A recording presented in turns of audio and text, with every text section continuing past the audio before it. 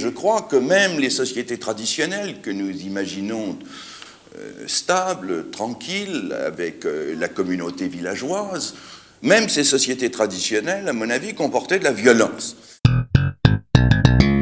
Je n'aime pas les noms, chacun est libre de choisir un nom pour me l'appliquer.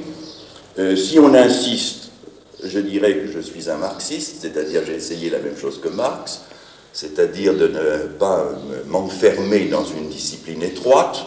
Donc, d'autres fois, je réponds, je suis un survivant d'un autre âge, c'est-à-dire je refuse la spécialisation et je touche à tout.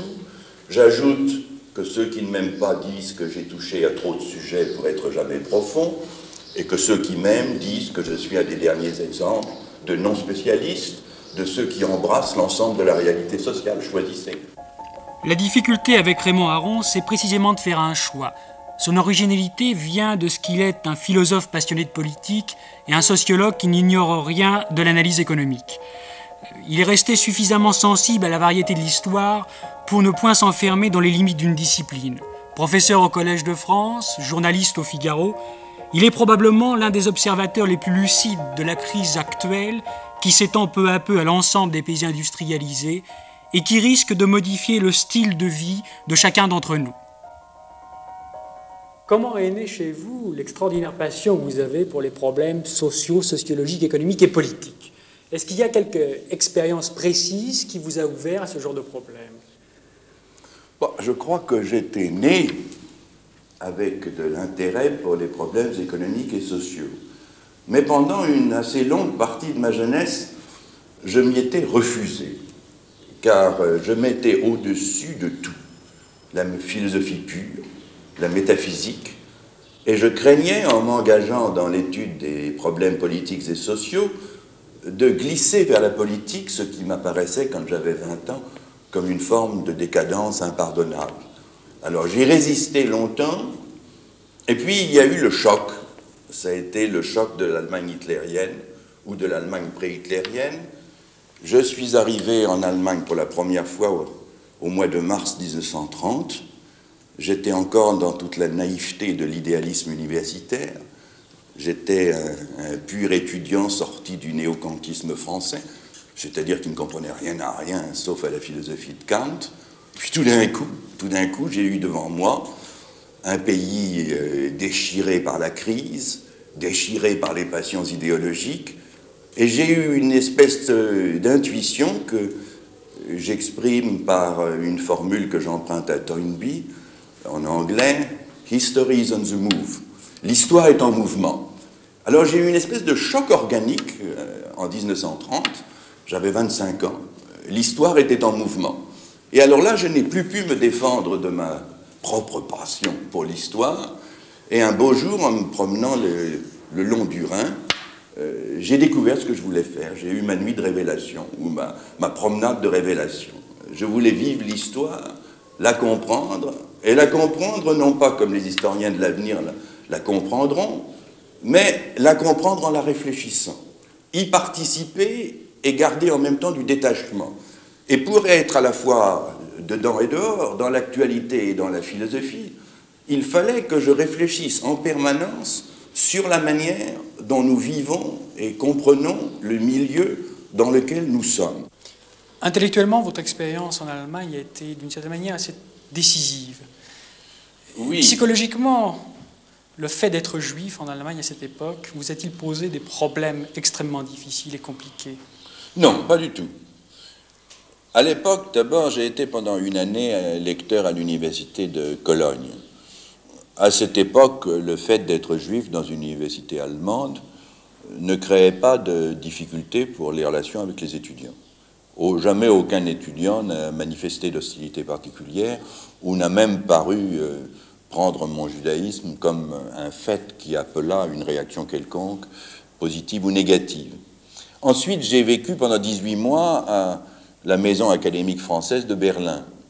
Et j'ai vécu dans un milieu français où, à nouveau, mon judaïsme ne créait pas de problème particulier.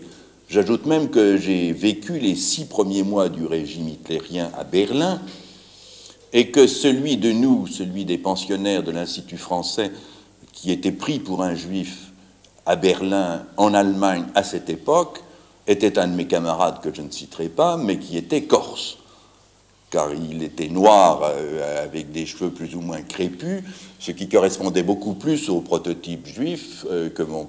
J'avais à l'époque des cheveux blonds, j'ai encore les yeux bleus. Par conséquent, je n'étais pas reconnaissable pour le commun des hitlériens dans la rue. Et il m'est même arrivé d'avoir des conversations avec des jeunes hitlériens qui savaient que j'étais juif et qui me parlaient comme des gens normaux, un homme normal. Cela dit, mon expérience de juif sous Hitler m'a marqué profondément, en ce sens que j'ai pris conscience d'un judaïsme qui, jusqu'à l'époque, ne m'intéressait pas. C'est-à-dire que j'avais reçu une formation intégralement française, pas religieuse du tout. J'ai été 2 ou 3 fois au temple pendant ma jeunesse, mes parents n'y allaient pas, et le fait que j'étais juif était pour moi une donnée, pour ainsi dire, extérieure à ma personne. À partir de mon expérience de l'Allemagne pré-hitlérienne, d'abord, j'ai toujours, par dignité, affirmé mon judaïsme, et d'autre part, le judaïsme, mon judaïsme, est devenu pour moi un élément de ma personnalité, au moins un élément sur lequel je réfléchissais. De la même façon, je dirais que je ne m'intéressais absolument pas à l'État d'Israël avant la Deuxième Guerre mondiale, et que je m'y suis même relativement peu intéressé au moment de la création. Une fois que l'État a existé, Israël est devenu une partie de mon problème personnel, et je me suis exprimé souvent sur le sujet, mais je dirais qu'en dernière analyse, mon judaïsme m'a été apporté du dehors, puisque j'étais, comme je l'ai dit souvent, un juif déjudaïsé, non religieux, qui connaissait son ascendance, qui n'en était ni glorieux ni honteux, mais qui n'y attachait pas de signification spirituelle. Aujourd'hui, je serais un peu plus sophistiqué, comme on dit. Vous avez été en quelque sorte saisi par cette expérience historique. À ce point, vers quels auteurs vous êtes-vous tourné? C'est à peu près vers cette époque que se situe ma rencontre avec l'auteur, le grand homme, qui probablement m'a le plus impressionné, et avec lequel, d'ordinaire, quand on me donne un doctorat honoris causa, on me compare avec beaucoup de bienveillance, naturellement la bienveillance qui va avec les honneurs, c'est-à-dire Max Weber. Max Weber, c'était un kantien devenu philosophe de la politique. C'était l'homme qui avait voulu être à la fois savant et politique. Et bien entendu, pour vous faire une confession, j'ai souvent rêvé d'être un homme politique. Je suis, comme tous ceux qui spéculent sur la politique, un homme politique frustré. Mais je suis peut-être, à la fin de ma vie, un homme politique frustré et secrètement satisfait d'avoir été frustré. Car j'ai fini par découvrir, avec regret, que j'étais peut-être doué pour analyser la politique, certainement pas pour la faire. J'ai peut-être formé quelques hommes politiques, j'aurais été probablement incapable de faire ce qu'ils ont fait. Mais revenons à Max Weber. Lui, il a été un politicien frustré, lui aussi, et il a été un savant. Et j'ai voulu être à la fois un savant et en marge de la politique. D'autre part, j'étais extraordinairement sensible à l'époque au sens pathétique qu'il donnait à l'existence du fait de la contradiction des valeurs, du fait que, pour parler vulgairement, nous voulons être tout à la fois et que nous n'avons qu'une existence, ou encore que le choix d'une existence est l'abandon d'une autre. Être un homme politique, c'est d'une certaine manière renoncer non seulement à la sainteté, mais à beaucoup des vertus que l'on prêche dans la vie privée. C'est ce que l'on appelle ma conception cynique de la politique. Mais ça signifie simplement que celui qui arrive au premier rang est obligé d'employer des moyens que normalement la morale civile et honnête ne recommande pas. Je ne connais pas, sauf accident, un grand homme politique qui n'ait dû employer certains moyens qu'il n'aimait pas et que je n'aimerais pas. Vous savez, quand on est jeune, on se donne un héros, et mon héros était un homme qui avait toujours été seul et toujours contre la mode. Et d'une certaine manière, je crois qu'à ce point de vue-là, j'ai assez bien réussi, puisque je suis un conservateur détesté par tous les gouvernements conservateurs. Je suis quelqu'un qui a la réputation de détester les révolutionnaires et qui n'a jamais été bien vu par le pouvoir. Ce qui prouve qu'on peut être un esprit libre avec n'importe quelles opinions. Disons, je suis un homme de droite insupportable. Et votre découverte du marxisme, est-ce dans les mêmes circonstances que c'est opéré ou dans d'autres circonstances? C'est un peu avant. Le marxisme était autre chose. j'avais un grand problème qui était de savoir quelles opinions on devait adopter si l'on voulait être rationnel ou raisonnable. J'étais donc un jeune philosophe kantien, et je me suis dit, je suis socialiste, ou tout au moins je l'affirme. J'avais été inscrit pendant quelques mois au Parti socialiste, et puis la section du Parti socialiste m'avait fatigué, parce que c'était surtout de jeunes bourgeois qui expliquaient à corps et à cri qu'ils étaient des révolutionnaires. Alors moi, je n'aimais pas ça, je suis parti. C'est sans conséquence. Je me suis dit, je ne peux pas, moi, qui suis un homme de pensée, me déclarer socialiste sans étudier le socialisme et l'économie politique. Alors, en même temps, j'ai étudié l'économie politique et le marxisme. Et je vous assure, avec bonne volonté, j'aurais voulu devenir marxiste. Parce que si j'avais pu être marxiste, j'aurais su que l'histoire me commandait d'adopter une certaine opinion politique. Et je n'aurais plus eu l'embarras du choix. Or, l'embarras du choix, j'y tiens passionnément, mais d'une certaine manière, j'aurais été content d'en être débarrassé. S'il y avait eu une vérité qui fût à la fois celle de l'histoire et de la morale, si l'histoire avait la gentillesse de donner toujours la victoire à la moralité, c'est-à-dire si le marxisme au sens vulgaire était vrai, comme la vie serait facile. Alors j'ai lu courageusement le Capital, le premier tome, le deuxième tome, le troisième tome, et puis j'ai conclu avec regret que cela ne me paraissait pas vrai. Je ne suis pas devenu de ce point de vue, à ce moment-là, antisocialiste, mais j'ai considéré que le choix socialiste était un choix tout aussi arbitraire qu'un autre, et qu'à partir de ce moment, pour choisir le socialisme, il fallait comparer les avantages respectifs des diverses organisations de l'économie. Et c'est vers cette époque, un peu plus tard, que j'ai lu la théorie générale de Keynes, et qu'en fonction de mes lectures économiques, de mes réflexions, et d'un goût probablement organique du libéralisme ou de la liberté, j'ai adopté une attitude qui est restée la mienne toujours, avec modification selon les circonstances, c'est-à-dire je n'aime pas affectivement les conservateurs et les hommes de droite, je suis contre la révolution violente, et j'essaye, dans un monde mauvais, d'améliorer ce que l'on peut améliorer. C'est tout à fait décevant, je l'accorde, c'est tout à fait décevant et je le sais, ce n'est pas de nature à enthousiasmer les foules, ni même les jeunes, mais peut-être c'est une formation intellectuelle rigoureuse vers une certaine forme d'honnêteté politique. Tout au moins, c'est ce que je me dis lorsque je suis optimiste sur moi-même. Est-ce que votre participation à certaines revues engagées comme les Temps modernes exprimait votre intérêt pour le socialisme? Combien de temps avez-vous collaboré avec Jean-Paul Sartre? Je ne peux pas vous dire, mais très peu de temps. Je suis revenu de Londres où j'avais passé les années de guerre entre la défaite française et la libération de la France. Jean-Paul Sartre était devenu entre-temps un écrivain célèbre. Nous avions été intimes à l'école normale. Nous étions restés amis après notre départ de l'école, mais nos chemins s'étaient séparés parce que l'intimité de deux normaliens ne reste pas la même lorsque chacun des deux normaliens est marié, a une carrière, vit dans une autre ville, et ainsi de suite. Disons que ceux qui ont fondé les Temps modernes, mais les vrais fondateurs, c'était Sartre et Simone de Beauvoir, le groupe initial était à l'image du consensus fictif de la libération. C'est-à-dire, il suffisait d'être dans la résistance et du bon côté pour que l'on pût collaborer aux Temps modernes. Et quand ce consensus s'est dissous, l'équipe des Temps modernes s'est dissociée de la même façon. C'est normal et peu intéressant. Ce qui peut-être n'était pas inévitable, c'est que les amitiés fussent brisées par des divergences politiques.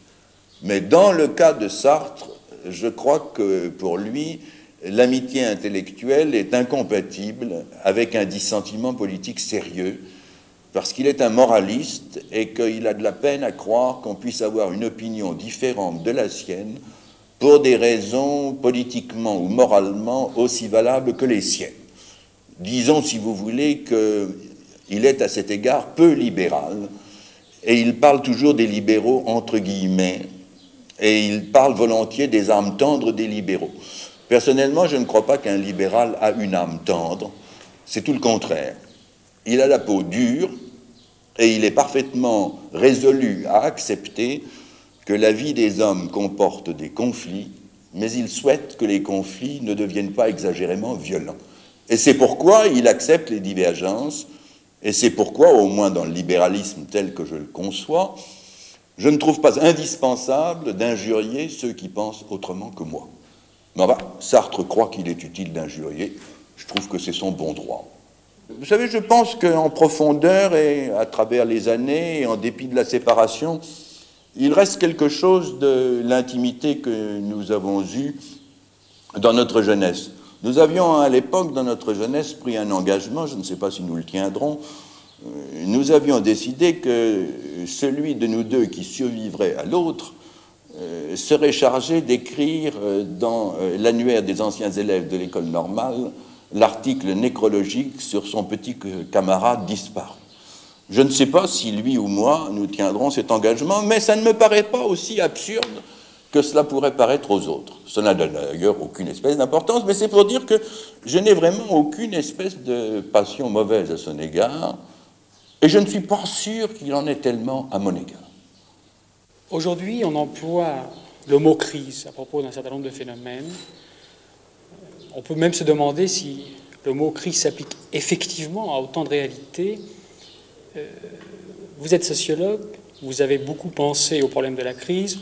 Croyez-vous qu'il y ait cette crise sociale dont on parle, par exemple, le moindre événement dans la rue aujourd'hui qui signale une espèce de diffusion de la violence est interprété comme un phénomène de crise? Quel est votre sentiment à l'égard de ce problème, celui de la diffusion de la violence, par exemple? Oui.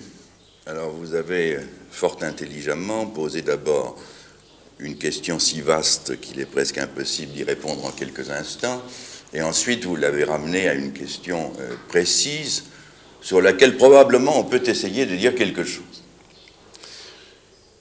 Alors, il faut dire d'abord que la violence est endémique dans l'histoire humaine et qu'il n'y a pas de preuve que le nombre des attentats, des agressions, des assassinats soit aujourd'hui sensiblement supérieur à ce qu'il était il y a 50 ans ou 100 ans. Nous avons l'impression d'une détérioration de la stabilité sociale et il est possible qu'il y ait certains phénomènes nouveaux. Violence de certains jeunes ou de certains moins jeunes, violence dans les beaux quartiers, diffusion de la violence par les groupes de desperados ou par les groupes politiques. Qualitativement, certains de ces phénomènes me paraissent relativement originaux. Cela dit, il est difficile d'affirmer avec certitude qu'il s'agisse d'un accroissement absolu de la violence dans le monde, parce que le monde a toujours été violent, et je crois que même les sociétés traditionnelles que nous imaginons stable, tranquille, avec la communauté villageoise, même ces sociétés traditionnelles, à mon avis, comportaient de la violence. Est-il possible de mesurer quantitativement l'augmentation ou la diminution de la violence? Je connais un peu les études qui ont été faites, les résultats sont incertains. Il n'y a que sur un point qu'on a une quasi-certitude. Les chiffres sur l'augmentation du nombre des suicides ne révèlent rien de pareil. Il semble que le nombre des suicides ne soit ni plus important ni moins important aujourd'hui qu'il y a 50 ans. La formule qu'employait encore Durkheim, que l'accroissement du nombre de suicides témoignait d'une crise profonde de la société, pourrait être employée 75 ans après exactement de la même manière, et la formule serait également fausse. Cela dit, bien sûr qu'il y a des phénomènes de violence qui nous frappent, les prises d'otages, l'utilisation par des groupes politiques de procédés violents qui nous auraient paru inconcevables il y a quelques dizaines d'années. En ce qui concerne la criminalité dans les grandes banlieues ou dans les grandes villes, surtout la criminalité secondaire, les vols d'automobiles ou ces choses-là, il est probable que cette forme de criminalité est liée à une certaine organisation de nos sociétés et qu'il faudrait modifier cette organisation pour en réduire le volume. Disons que peu de sociétés ont offert simultanément tant de biens à la vue de tous les membres de cette société et frustré en même temps un si grand nombre de membres de cette société en les empêchant de les acquérir. Bien entendu, vous me direz que la différence entre la cour de Louis XIV et les paysans français était plus grande. Oui, mais le paysan français et la cour de Louis XIV vivaient dans deux mondes radicalement distincts, de telle sorte qu'il n'y avait pas de frustration et qu'il y avait une acceptation de la hiérarchie sociale comme voulue, imposée par le destin, par Dieu, ou tout au moins c'est un fait de la vie. Aujourd'hui, les mots d'ordre sont l'égalité, et il est de fait que l'inégalité des conditions sociales tourne en dérision le principe de l'égalité dont nous nous réclamons. Donc la frustration est plus grande.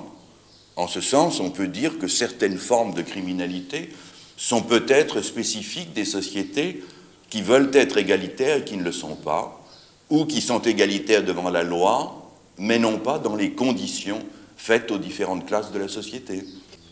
Marx a dit « La protestation romantique contre la civilisation capitaliste accompagnera jusqu'à sa mort la civilisation capitaliste ». Moi, je traduis « La protestation romantique ou affective contre la civilisation rationalisée accompagnera en permanence cette civilisation rationalisée, qu'elle soit capitaliste ou socialiste, car dans le monde socialiste, il y aurait exactement les mêmes protestations s'il y avait les mêmes possibilités de s'exprimer. » Ces protestations ont pris une intensité accrue dans des circonstances données.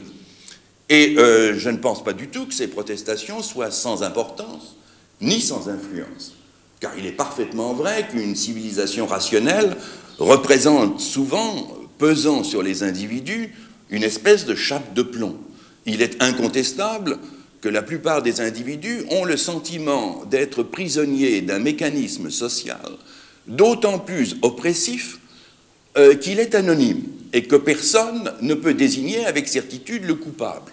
D'où les mythologies où l'on imagine que tels ou tels individus sont les coupables par excellence. Mais le véritable sentiment que nous éprouvons tous, c'est que les grandes décisions, sauf dans de rares circonstances, ne sont prises par personne et que finalement c'est l'ensemble qui fonctionne comme une machine folle. Alors la machine folle, c'est la construction tous les ans de millions et de millions d'automobiles pour aboutir à une circulation impossible.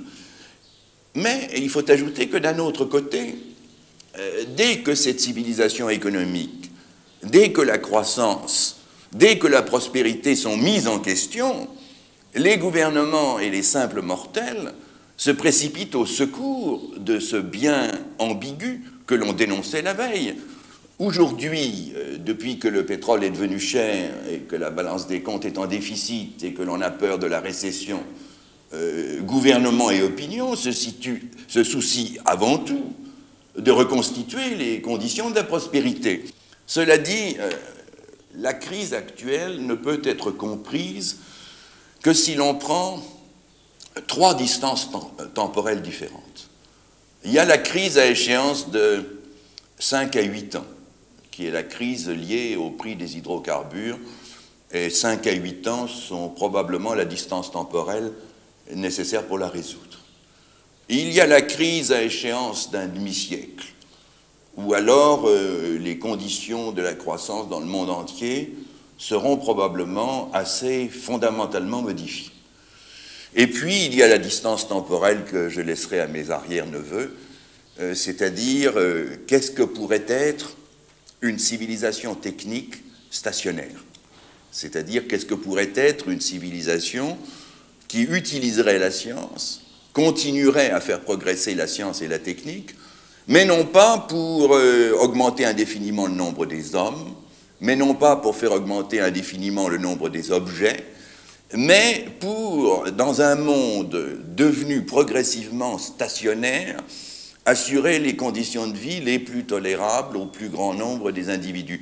Mais là, je suis tenté de dire, nous sortons des limites de l'épure.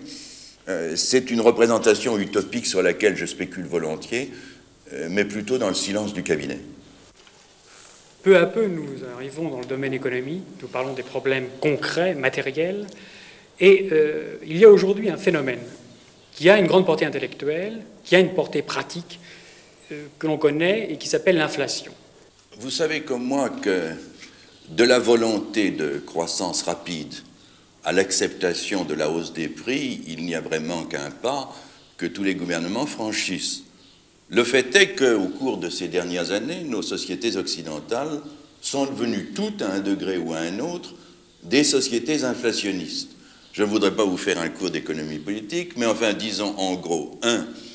Les gouvernements préfèrent en général un taux de croissance élevé à la stabilité des prix. Et il est facile de sacrifier la stabilité des prix. Je dirais même que c'est la politique facile. Deuxièmement, les entreprises ont pris l'habitude, lorsqu'il y a des gains de productivité, de les transférer en augmentation de salaire. Or, les gains de productivité sont inégaux selon les secteurs, et si les secteurs dont les gains de productivité sont rapides ne baissent pas leurs prix nominaux, comme les hausses de salaire se communiquent à tous les secteurs, il en résulte automatiquement une tendance à l'inflation. Donc les sociétés occidentales étaient en tant que telles inflationnistes depuis 20 ans, avec un taux d'inflation qui se situait entre 3 et 8%, et le dernier mot de la sagesse, c'était de ne pas faire plus de bêtises que le voisin. Sur cette société fragile, à équilibre précaire, est arrivée d'un coup, fondant comme l'aigle sur sa proie, l'augmentation subite du prix des hydrocarbures.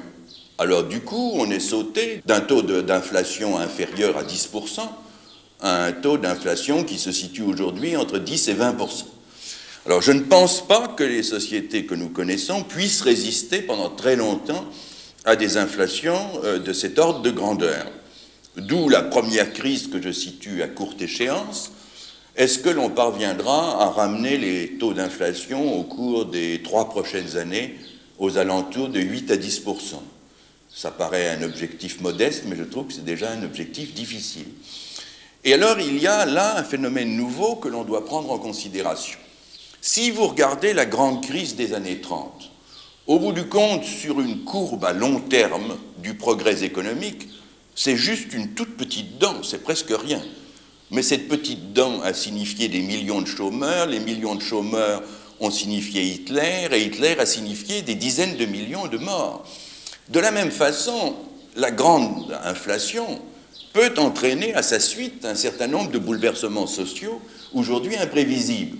En d'autres termes, ceux qui se bornent à prévoir l'avenir à coup d'extrapolation, en prolongeant les tendances, commettent toujours l'erreur de laisser de côté les accidents. Bien sûr, les accidents, on ne peut pas les prévoir, mais l'histoire est faite d'accidents. Au bout du compte, la Deuxième Guerre mondiale est un des accidents les plus stupides que l'on puisse imaginer. Je crois que c'est Churchill qui a dit ça. Vous avez parlé de la grande inflation. Est-ce qu'il n'y a pas un risque de transformation des psychologies collectives avec une réapparition de certaines formes d'agressivité ou de nationalisme? On craint déjà de voir la communauté européenne souffrir énormément des conséquences économiques. Est-ce qu'il n'y a pas là un risque très important? Oui, alors là, cela fait partie de ce que j'appelle les conséquences possibles d'un accident économique. Car l'augmentation du prix du pétrole est un accident. J'entends par là que le pétrole ne manque pas, que le prix du pétrole aurait dû augmenter régulièrement au cours des 12 années précédentes, et que cette augmentation aurait été supportée sans grande difficulté par les sociétés occidentales. Ce qui fait la crise, c'est qu'il y a eu un quadruplement en quelques mots. Alors du coup, l'ordre de grandeur change, si je puis dire, la qualité du problème. Alors, vous me parlez du danger du retour au nationalisme. Je ne pense pas que ce soit le même phénomène que dans les années 30. La Grande Dépression a provoqué le repli des économies sur elles-mêmes, la désintégration de l'économie mondiale et toute la suite. Mais c'était à une époque où l'on ne comprenait pas ce qui se passait. Aujourd'hui, on comprend ce qui se passe. Ce qui est la question, c'est de savoir si l'on aura le courage de faire ce qui est nécessaire. Et l'on risque effectivement de revenir au nationalisme économique, mais par un autre biais. Supposez que l'Allemagne continue à avoir un taux d'inflation de 7% par an, ce qui est son taux actuel.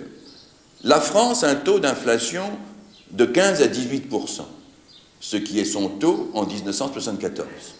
L'Angleterre a un taux aux alentours de 20%, et l'Italie également. Il en résultera un tel déficit extérieur de la France, de l'Italie et de l'Angleterre, et un tel excédent de l'Allemagne, que le marché commun sautera de lui-même, quoi que disent et quoi que veuillent les gouvernements. En d'autres termes, ce qu'il faut cette fois pour éviter la rechute dans le nationalisme, c'est de ramener le développement des différentes économies du marché commun à une allure comparable. Ce que veut M. Giscard d'Estaing au lendemain de son élection, ce sur quoi il s'est mis d'accord avec le chancelier d'Allemagne fédérale, c'est d'aboutir à un ralentissement de l'inflation française qui permettent de maintenir le noyau dur du marché commun, c'est-à-dire la République fédérale entourée des pays étroitement liés à la République fédérale, comme le Benelux, les pays scandinaves, et la France. Si ce noyau dur survit, l'essentiel du marché commun survivra.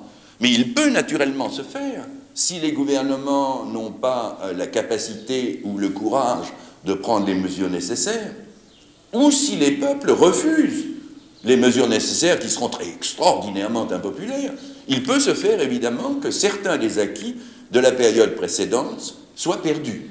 Car il faut le dire immédiatement, en 68, il était de bon ton de dénoncer la société de consommation, mais aujourd'hui les querelles sociales sont sur les relations de pouvoir d'achat des différentes catégories, c'est sur le maintien ou l'augmentation du pouvoir d'achat. Et je trouve ça parfaitement normal, car pour la majorité des citoyens français, le problème des fins de mois se pose encore. L'abondance est une notion abstraite. Ce qu'il y a, c'est que pour une grande partie de la population, les besoins primaires ou fondamentaux sont à peu près assurés. Mais il est normal que lorsque les besoins fondamentaux sont assurés, on désire atteindre à d'autres sortes de satisfactions, même matérielles. Je trouve qu'il y a toujours quelque hypocrisie quand on est du bon côté de la barricade de juger avec sévérité le matérialisme des autres. Il est trop facile de dénoncer les sociétés de consommation quand soi-même on est du bon côté de la barricade. Ça fait partie aussi, je puis dire, de mon hérésie ou de mon hétérodoxie.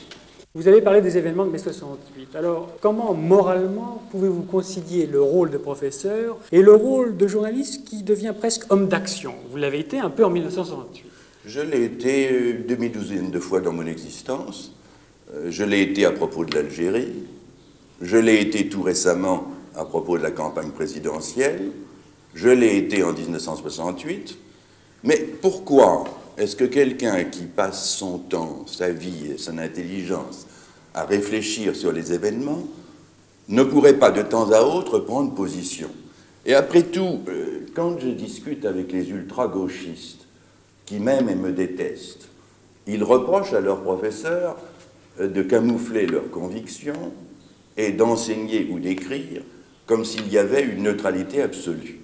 Or, personnellement, quand j'enseignais, je faisais un effort vers l'honnêteté, vers la fairness.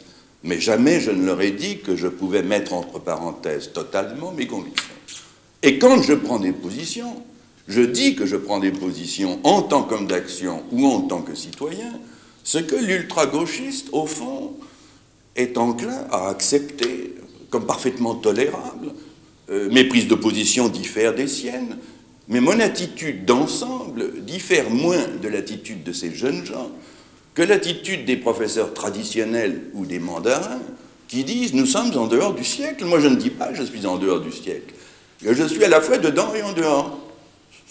À nouveau, c'est prétentieux, mais enfin bon, on fait ce qu'on peut.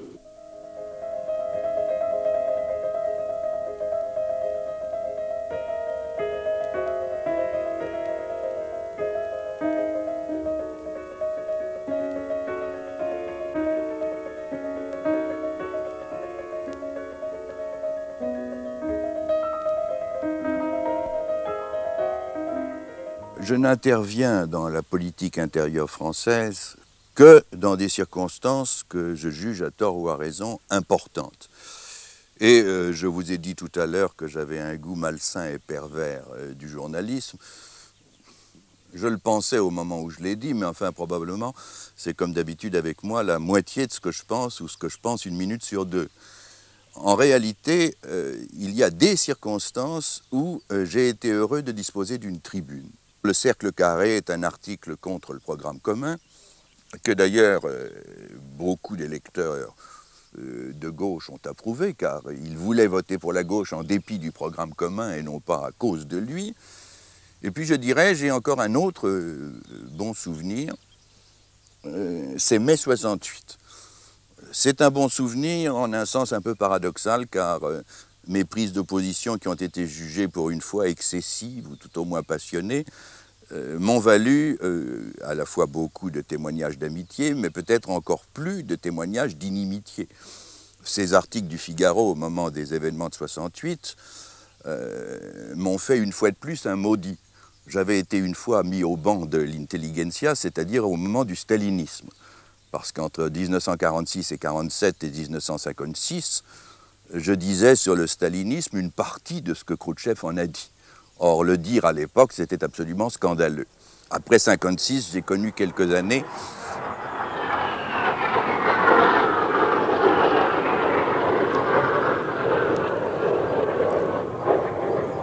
de nouveau quelques années, si je puis dire, de demi-repos ou de demi-bienveillance de la part de mes amis intellectuels de gauche.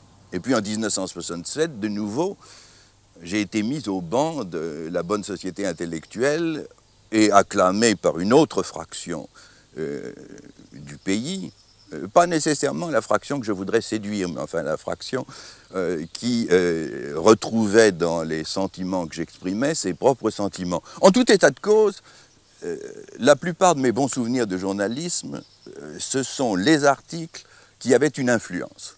Car au bout du compte, vous avez raison de le dire, si l'on écrit dans la presse, c'est que l'on veut exercer une action, ou disons une para-action ou une caricature d'action. On aime imaginer un peu quelles ont été vos relations avec le général de Gaulle. Est-ce qu'il y avait quelque chose entre vous d'une relation typique entre l'observateur et l'acteur, entre l'intellectuel et l'homme d'action? Non, non, j'ai peu connu le général de Gaulle en Angleterre. Je l'ai vu un certain nombre de fois. Je me suis trouvé dans un groupe de Français qui rédigeait cette revue mensuelle La France libre et qui n'avait pas une attitude de gaullisme orthodoxe.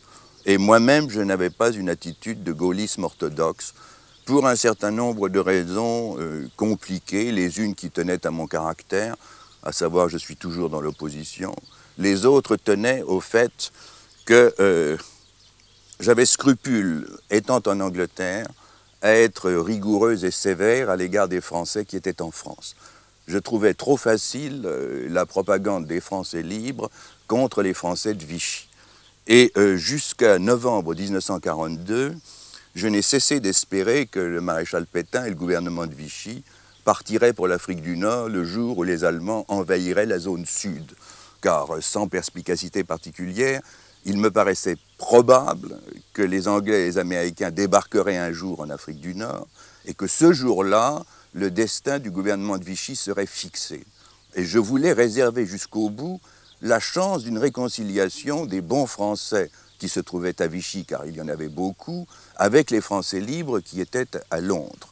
Or, cette attitude, disons, gagner du temps, ne pas créer un fossé infranchissable entre les Français de la Résistance et les bons Français qui croyaient devoir obéir au général de Gaulle, cette attitude qui est assez typique probablement de mon caractère, était insupportable à la plupart des Français qui étaient à Londres. Je me souviens toujours d'avoir scandalisé des Français libres qui, comme moi, venaient de s'engager dans l'armée, parce que je leur avais dit, au début du mois de juillet 1940, au bout du compte, la politique de Vichy peut se justifier à condition que les Anglais gagnent la guerre.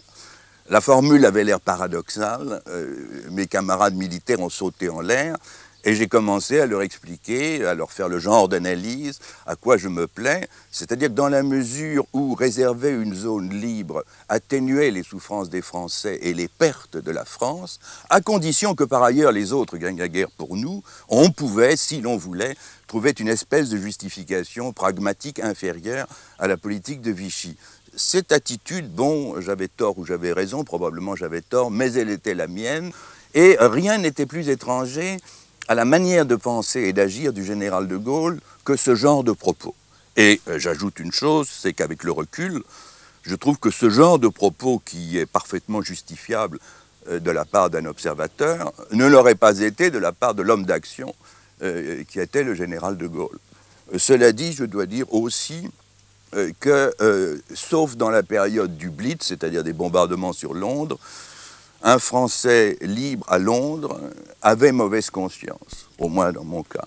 Car il était venu pour s'engager dans l'armée, Il venait du côté où l'on se battait, et finalement, il se trouvait épargné, et c'était les autres qui avaient la mauvaise part.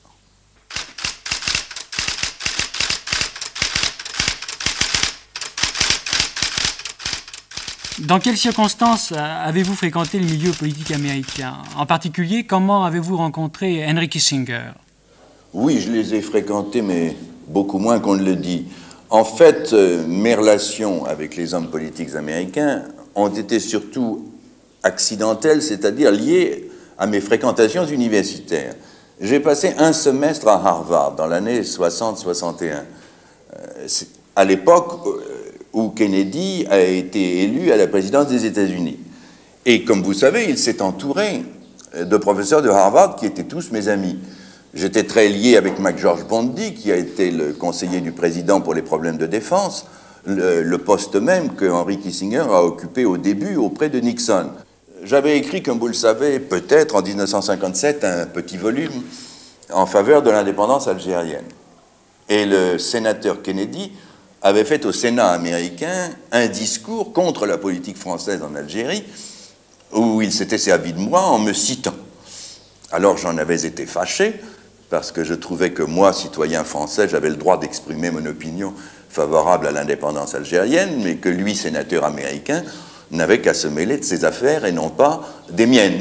Et alors, je l'ai dit à un professeur qui était un ami à la fois de Kennedy et de moi, et Kennedy est venu me voir chez le professeur américain où j'habitais, et j'ai eu une longue conversation avec lui qui a commencé par les reproches que je lui ai adressés, parce qu'il s'était servi de ce que j'avais écrit sur l'Algérie, et je lui ai dit que c'était d'autant plus maladroit qu'il me compromettait et qu'il n'avait pas le droit de se servir de l'opinion d'un opposant français pour démontrer que l'opinion française n'était pas d'accord avec la politique du gouvernement français. Ensuite, j'ai rencontré diverses fois Kennedy, mais à ce moment-là, il était président et je ne songeais pas à lui faire des reproches. Mais je continuais dans les conversations avec lui à parler et lui à se taire, parce qu'il avait un talent extraordinaire à se taire. Peut-être les mauvaises langues diront que j'aime trop parler, mais en fait, ce n'était pas le cas, car quand je rencontrais Kennedy, j'avais beaucoup envie qu'il voulût bien parler, mais il me faisait parler. Une des dernières fois où je l'ai vu, c'était juste après l'histoire de la baie des cochons. Et il était encore obsédé par cette histoire de Cuba et l'échec du débarquement.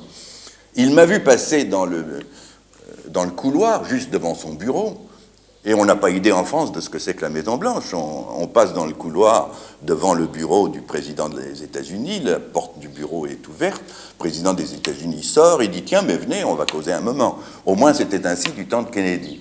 Et il a commencé la conversation en me disant « Qu'est-ce que nous devons faire à Cuba ?» Et je lui ai répondu « Rien ».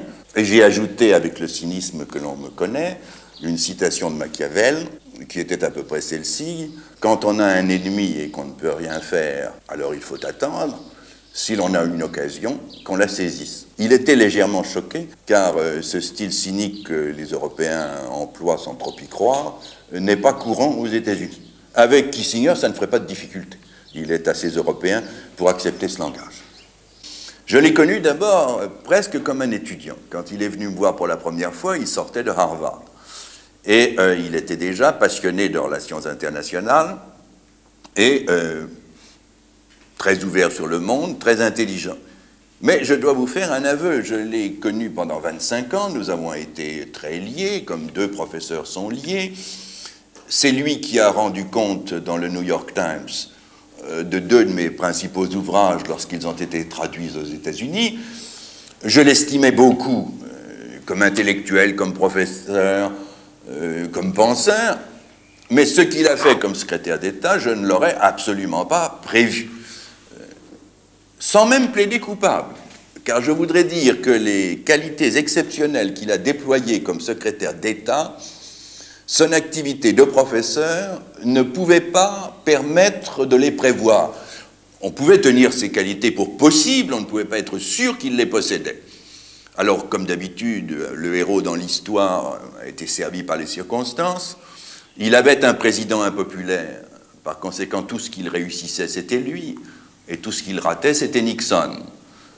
D'autre part, les circonstances, d'une certaine manière, l'ont favorisé, puisque la Chine s'est ouverte au monde extérieur, ou tout au moins aux États-Unis, à l'époque où Nixon est arrivé à la Maison-Blanche. Mais enfin, lorsque l'on aura tout dit, il reste que Kissinger est un négociateur exceptionnel. La manipulation diplomatique telle que la pratique Kissinger, on peut, me semble-t-il, la reconstituer. En ce qui concerne le Vietnam, d'abord, il a continué la guerre, ensuite, il a retiré progressivement des troupes, d'autre part, il a renforcé le gouvernement du Sud-Vietnam, d'un autre côté, il a fait des accords avec les deux grandes puissances communistes de manière à obtenir leur neutralité pour l'accord de compromis au Vietnam, et il a réussi à tirer les États-Unis du Vietnam sans que les États-Unis perdent la face. Moyennant quoi, la troisième guerre du Vietnam continue, ce qui nous oblige malgré tout à marquer les limites d'un succès que je tiens à la fois pour remarquable et exceptionnel, mais tout de même les limites du succès. Il n'a pas rétabli la paix au Vietnam, il a permis aux États-Unis de s'en retirer sans perdre la face, après 4 années de bombardements terrifiants. Est-ce que selon vous, l'action politique et diplomatique d'Henry Kissinger représente une exception par son efficacité? Je prends un cas précis, le cas du Moyen-Orient, par exemple. En ce qui concerne le Proche-Orient, il a eu un double mérite. Le premier, c'est qu'au moment de la crise, il a envoyé à Israël les armes nécessaires pour que les pays arabes ne l'emportent pas de manière exagérée. Ensuite, il a empêché Israël de l'emporter exagérément, c'est-à-dire il a empêché la destruction de la troisième armée égyptienne, ce qui était dans l'intérêt d'Israël lui-même. Et enfin, au bout d'un mois de négociations, il a réussi à obtenir non pas seulement l'armistice et le cessez-le-feu et la séparation des armées entre l'Égypte et Israël, mais le même résultat entre la Syrie et Israël. Je pense que cette action représente une exception au moins à 2 points de vue. D'abord, il est rare qu'un homme seul arrive à acquérir un prestige tel que sa présence même devienne un facteur décisif. Je ne sais plus quel souverain d'Afrique a réclamé Kissinger pour résoudre n'importe quel problème. Il est devenu un mythe en étant déjà et encore secrétaire d'État des États-Unis. La deuxième exception, ou le deuxième caractère exceptionnel, c'est qu'il représente le triomphe de la diplomatie personnelle en représentant d'un pays qui n'a pas connu de diplomatie de cet ordre, et à une époque où, semble-t-il, ce genre de diplomatie était devenu impossible. On n'avait plus en apparence que des diplomates qui étaient des fonctionnaires, des conférences où l'on ne résolvait rien, et tout d'un coup, voici un homme qui acquiert un prestige qui arrive à faire oublier aux Arabes antisémites qu'il est juif, et qui lui permet, lui, juif, d'avoir la confiance simultanément des Israéliens, des Égyptiens et même des Syriens. Je dois dire que c'est quelque chose de prodigieux, et à cet égard, presque sans exemple à notre époque, et rare également dans le passé. Mes relations avec Kissinger sont fort bonnes, et je suis certainement parmi les quelques personnes qui laissent en dehors du mépris assez général, qui laissent retomber sur la nature humaine ou sur l'espèce humaine. Donc, bien qu'il soit secrétaire d'État, nous parlons toujours comme à l'époque où il était professeur. Il parle volontiers de moi avec les journalistes américains, déclare de temps en temps qu'il a été mon étudiant, ce qui n'est pas vrai, ajoute qu'il a beaucoup appris de mes livres, ce qui est possible. Donc, mes relations avec lui sont aussi bonnes que possible et je n'ai à son égard que de bons sentiments. Mais je n'aurais jamais pu faire ce qu'il a fait. C'est-à-dire, je ne me conçois pas donnant des ordres de bombardement comme il en a donné et allant ensuite dormir tranquille. Je sais très bien que ce genre d'existence double est nécessaire lorsqu'on veut être un des grands de ce monde. Mais je ne suis pas doué pour être un des grands de ce monde. C'est dans ce sens que je me sens inférieur par rapport aux professeurs capables d'agir et, si je puis dire, d'accepter le dirty business, les affaires pas trop propres, qui vont avec la grandeur politique. Les journalistes et les experts de politique internationale parlent aujourd'hui d'un déclin de l'Europe. Ils disent en particulier que l'absence de l'Europe durant la guerre du Kippour est une preuve de ce déclin. Est-ce que votre sentiment est aussi pessimiste à l'égard de l'Europe? Ce qui aujourd'hui remet à la mode les propos sur le déclin de l'Europe, c'est le choc de la guerre du Kippour et de la crise de l'énergie. En 1973, les observateurs constataient qu'au cours du dernier quart de siècle, le progrès économique de l'Europe avait été plus rapide que celui des États-Unis. Et ils constataient, ce qui était d'ailleurs vrai, que l'écart entre les niveaux de vie et les produits nationaux par tête des Européens d'une part, des Américains de l'autre, cet écart s'était constamment réduit. Et l'on apercevait le moment où, en extrapolant, le niveau de vie européen se serait rapproché ou aurait atteint le niveau de vie américain. Puis, coup de tonnerre, la guerre de Kippour. Qu'est-ce qu'a révélé la guerre de Kippour?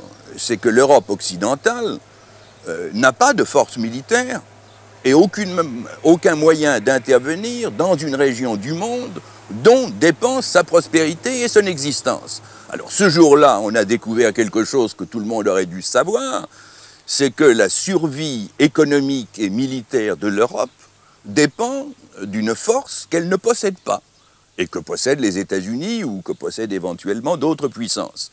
Cela dit, la guerre de Kippour a laissé des traces sous la forme de quadruplement du prix des hydrocarbures, et aujourd'hui, nous sommes devant une situation nouvelle, et je dirais à nouveau strictement sans précédent dans le passé, à savoir que les pays d'Europe pris globalement sont strictement incapables de payer la facture de l'énergie, et d'une énergie dont ils ne peuvent pas se passer sans crise économique de première grandeur.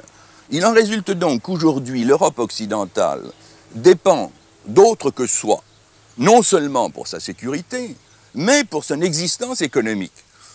Cela, encore une fois, on aurait dû, dans l'abstrait, à l'avance le savoir. Mais on ne le savait pas, et d'un coup, on le sait, car si nous ne pouvons pas payer l'énergie, il faut que nous le payions avec des crédits, et que nous le payons 3 ou 4 fois plus cher. D'où un facteur supplémentaire d'inflation, et d'où une dépendance accrue par rapport aux États-Unis. Car si nous n'avons pas de dollars pour payer le pétrole du Proche et du Moyen-Orient, comment pouvons-nous le payer, sinon avec des dollars qu'on nous prêtera? Et qui nous prêtera ces dollars? Eh bien, ce sont les pays producteurs de pétrole par l'intermédiaire du marché des pétrodollars, qui, en dernière analyse, est commandé par les autorités monétaires américaines. Ça a l'air simple ou ça a l'air compliqué, mais finalement, si l'on veut dire que le déclin de l'Europe, c'est que l'Europe dépend de ses protecteurs ou de son protecteur, c'est un fait incontestable. Cela dit, on peut le nier en parole, on peut faire des cocoricots, mais on ne change pas la réalité par des cocoricots, ni par des petites phrases. Je crois qu'un de vos premiers cours à la Sorbonne a donné un livre qui s'appelle « Les 18 leçons sur la société industrielle ». Depuis, de nombreux sociologues ont écrit sur la société post-industrielle, Alain Touraine en particulier. Est-ce qu'il faut en conclure que votre analyse des années 1955 est aujourd'hui complètement dépassée? Alors aujourd'hui, j'ai décidé de professer un cours au Collège de France. Je lui ai donné pour titre la société post-industrielle, mais avec ironie, car je ne crois pas à la notion de société post-industrielle, mais je voudrais reprendre les problèmes dont j'avais traité il y a 20 ans dans une perspective nouvelle, c'est-à-dire en fonction des désillusions du progrès et avec un espace temporel élargi. Je voudrais me détacher de l'obsession de l'actualité, dont je suis un peu victime en raison de mon activité journalistique, et réfléchir sur le destin de la société occidentale, le destin de la société scientifique ou technique. L'expression post-industrielle n'est qu'une expression commode, que je vais d'ailleurs probablement réfuter au début. Pensez-vous que ce sera une analyse de type scientifique? Non. Non, je ne pense pas.